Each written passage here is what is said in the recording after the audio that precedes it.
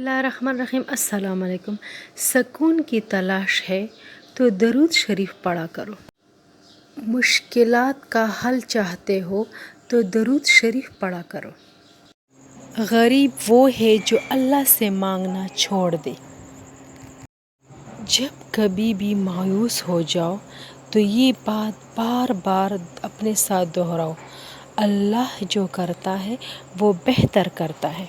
अल्लाह का फरमान, अल्लाह सब्र करने वालों के साथ है। अपनी परेशानी को अपने रब के अलावा किसी से बयान मत करो, क्योंकि सिर्फ अल्लाह ही तेरी परेशानी दूर कर सकता है।